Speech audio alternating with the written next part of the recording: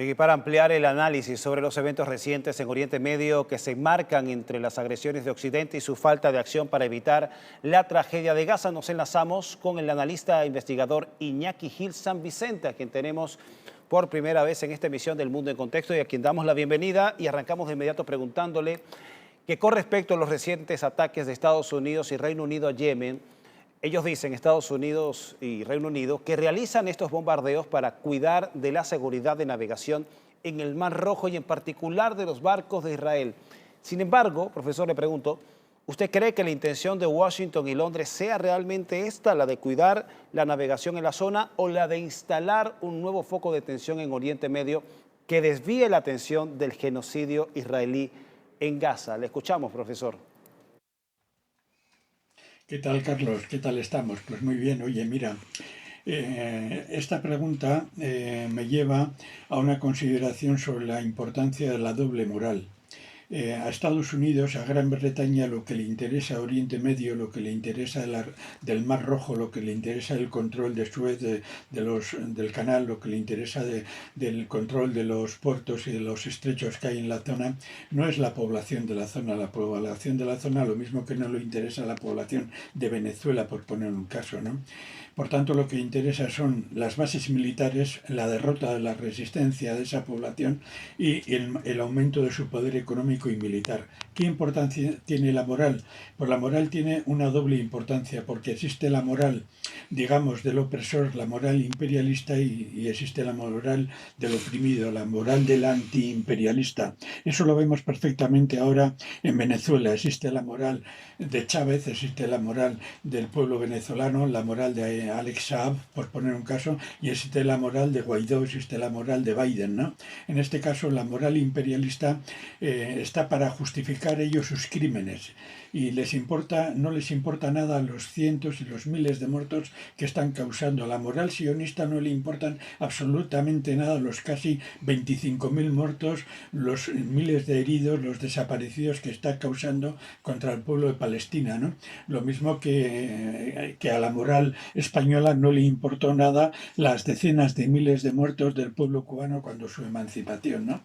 Por tanto, es así. Ellos van a potenciar la riqueza, el poder del ejército imperialista, apropiarse de terrenos, apropiarse de recursos, apropiarse de puertos, y a la vez van a potenciar la moral del dólar, la moral del dinero.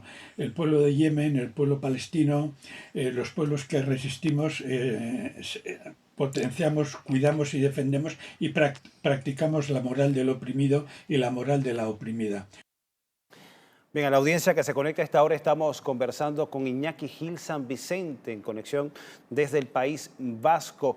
Y seguimos con esta conversación y, profesor, le quiero comentar y preguntar que si este afán de Estados Unidos y Reino Unido por mostrarse fuertes ante Yemen no deja acaso en evidencia una contradicción moral tremenda en la que Washington y Londres, por poner dos ejemplos y dos casos sobresalientes de esa coalición, reaccionan solo para cuidar la economía global y no para evitar la masacre de seres humanos como la que estamos viendo a los palestinos en Gaza?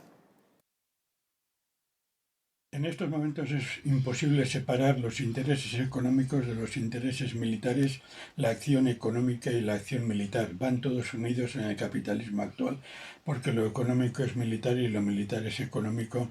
Forma una dialéctica nunca agudizada a estos niveles, ¿no? Por tanto, cuando el imperialismo norteamericano, británico y europeo, que está pensando en mandar una pequeña escuadra al Mar Rojo, no lo hacen solo por el asunto económico, como ellos dicen, ni tampoco solo por el asunto militar, porque existe una fusión de ambos. Lo hacen por el asunto económico, porque necesitan controlar los estrechos por donde pasa el grueso de la energía y los recursos que necesita Europa, que necesita Gran Bretaña y que necesita Estados Unidos, y también lo hacen por crear más focos de tensión, en este caso para aplastar y para impedir que el pueblo de Yemen aumente su independencia, se fortalezca, y también para aplastar la resistencia palestina, fortalecer a Israel, debilitar a Siria, etcétera, ¿no?